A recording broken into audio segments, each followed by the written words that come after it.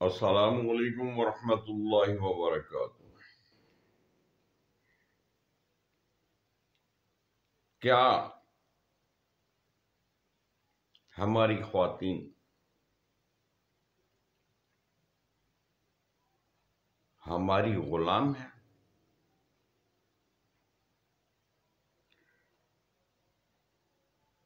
قرآن و احادیث کا مطالعہ کرنے سے ہمیں یہ معلوم ہوتا ہے کہ وہ بالکل ہماری طرح آزاد ہیں اور ان کو اپنی رائے دہی کا پورا حق حاصل ہے، حتیٰ کہ اگر ان کو ان کا شوہر پسند نہیں ہے تو وہ خلا لینے کی بات بھی کر سکتی ہیں،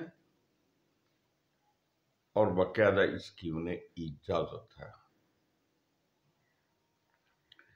اللہ کے نبی صلی اللہ علیہ وآلہ وسلم کی صحابیات میں ہمیں بہت سی ایسی ہستیاں ملیں گی جن کے شوہروں نے اسلام قبول نہ کیا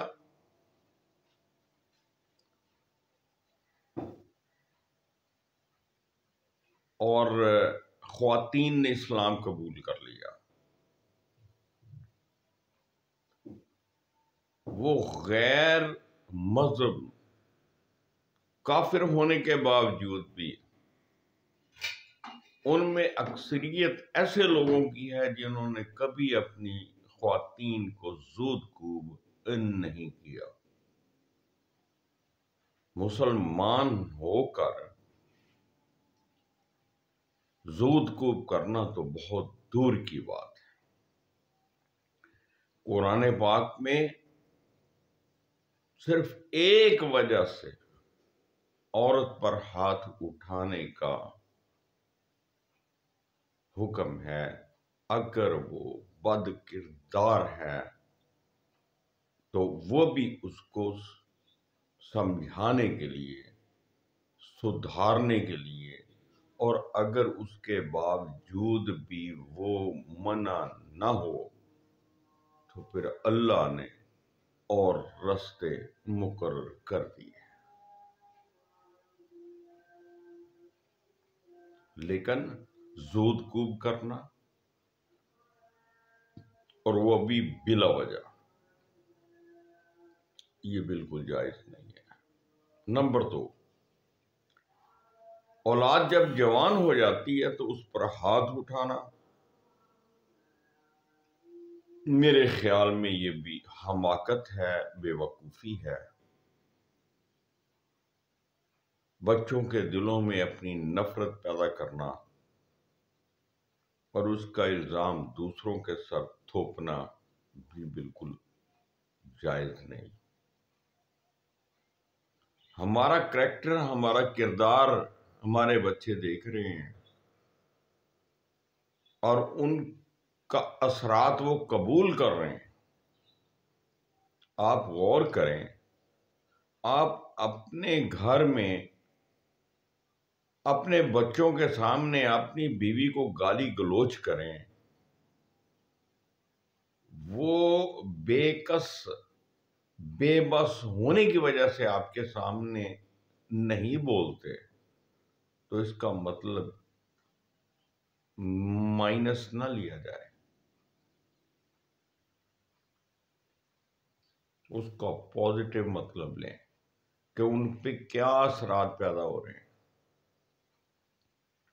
کیا ان کے ذہن میں ہماری محبت بڑھے گی؟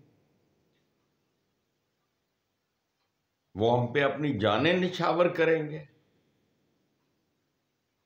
نہیں، کل کو وہ جب جوان ہوں گے تو ان کے دلوں میں باپ کے لیے محبت نہیں، نفرت ہوگی۔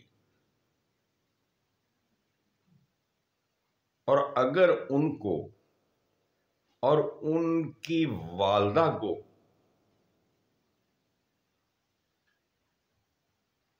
دونوں پر اگر تشدد کیا جائے، بات کا بتنگڑ بنا لیا جائے، اور اس کی پاداش میں بچوں کی والدہ خودکشی کرنے کی کوشش کرے، تو ایسے میں ذمہ دار کون ہوگا؟ ہمارے معاشرے میں یہ کوئی نئی بات نہیں ہے۔ اگر اس کو ہم جہالت سے منسوب کریں تو میرا خیال ہے یہ بہت بہتر ہوگا۔ اپنی غلطی کو تسلیم کرنا، یہ بھی بہت بڑی بہادری ہوتی ہے۔ اپنی اصلاح کر لینا، یہ بھی بہت ہی بڑا کام ہے۔ ہر معاملے میں اپنے آپ کو ہی اعلیٰ و ارفع سمجھنا، یہ کسی بھی طور پر درست نہیں ہے۔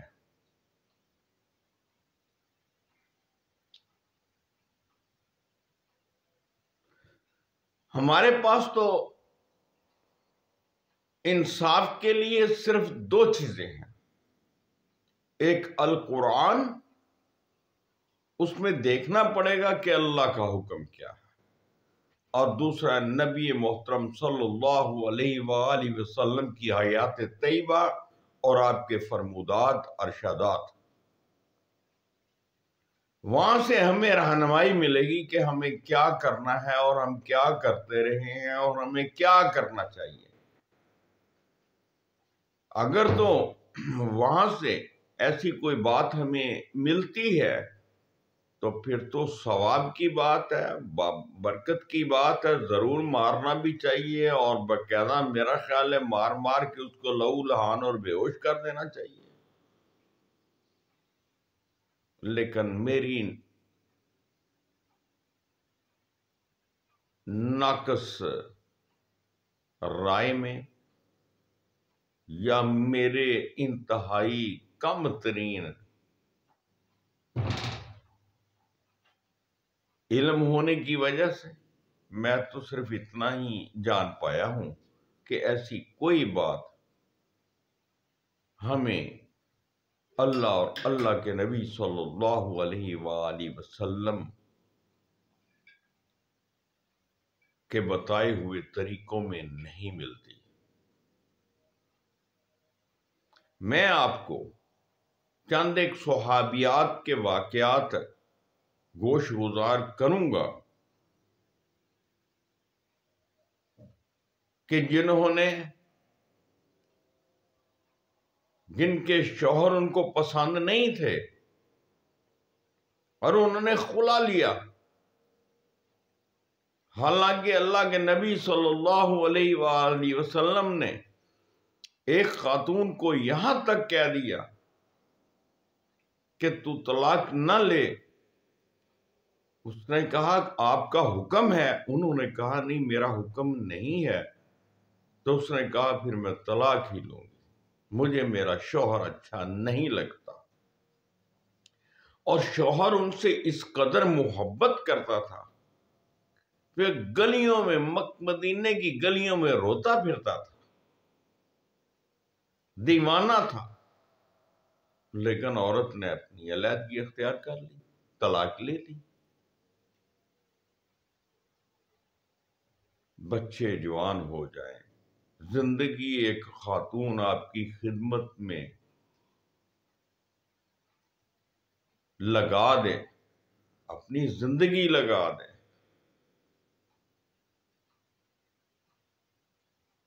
آپ کی وہاں پر خدمت کرے، وہاں وہ کام کر جائے کہ جو ایک مرد بھی نہیں کر پاتا، اور ہمارے دل میں اس کے لیے کوئی مقام ہی نہیں ہے۔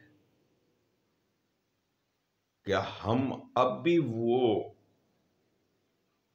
پرانے لوگوں کی طرح ہندوؤں کی طرح، دوسرے مذاہب کی طرح اس کو پاؤں کی جوتی سمجھتے ہیں؟ انا للہ و انا الیہ راجعون۔ اللہ تبارک و تعالی ہمیں علم و عمل کی توفیق عطا فرمائے، اپنی حفظ و امان اور پناہ میں رکھے۔ اپنا خیال رکھیے گا، دعاؤں میں یاد رکھیے گا۔ یاد رکھیں، ہمیں روز محشر پل پل کا حساب دینا ہوگا۔ اگر ہم نے کسی پر ذرہ پر بھی ظلم کیا ہے تو وہ ہمارے سامنے لا کھڑا کیا جائے گا۔ معافی کی عادت ڈالو، درگزر کرنا سیکھو۔ صبر سے عظیم کوئی عمل نہیں ہے۔ صبر پر عمل پیرا ہوں۔ یہ دنیا کی 4 روزہ زندگی جو ہے یہ تو گزر گئی اور گزر ہی جائے گی۔ بات ہے اس ہمیشہ کی زندگی کی جو مرنے کے بعد ہمیں نصیب ہوگی۔ اس کے لیے ہمیں بھاگ دوڑ کرنا چاہیے، فکر کرنی چاہیے، کوشش کرنی چاہیے۔ آمین۔ اللہ ہمیں عمل کی توفیق عطا فرمائے۔ اللہ حافظ۔ السلام علیکم۔